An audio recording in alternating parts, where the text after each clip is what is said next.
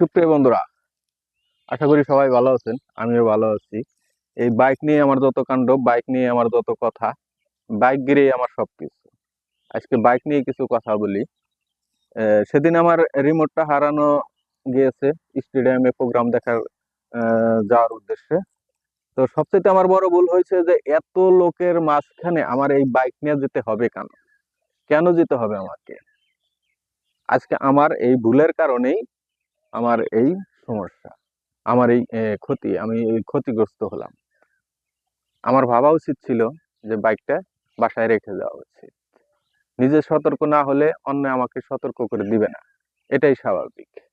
আর শুধু আমার রিমোটটাই হারানো গেছে, 30,000 টাকা আমার গচ্চা গেছে, সেটা আমার কাছে অনেক আফসোসের একটা ব্যাপার। কিন্তু আমার বাইকটাই হারানো যেতে পারতো। আমার মনে হয় এটা তাদের পরিকল্পনা ছিল যে বাইকটা তারা খেয়ে দিবে। অতএব সবকিছুর একটা হিসেব নিকেশ করেই পা ফেলতে হয়। আপনি ভাবতে পারেন আপনার কোনো শত্রু নাই। আমি তাই ভাবি যে আমার কোনো শত্রু নাই, কারণ আমি কারো ক্ষতি করি না। সেজন্য আমার কোনো শত্রু নাই। কিন্তু এটা সম্পূর্ণই ভুল। কারণ আপনার শত্রু আছে না আছে সেটা আপনি হয়তো না জানলেও, যে শত্রু সে ঠিকই জানে যে সে আপনার শত্রু। কারণ এই সমাজে কেউ কারো ভালো চায় না। আপনি একটু ভালো চলবেন, একটু ভালো পোশাক পরবেন, আপনার ডিমান্ড নিয়ে আপনি চলবেন, সেটা মানুষের মাথা ব্যথার কারণ হয়ে দাঁড়াবে। তো সবাই সতর্ক থাকুন, সুস্থ থাকুন, ভালো থাকুন।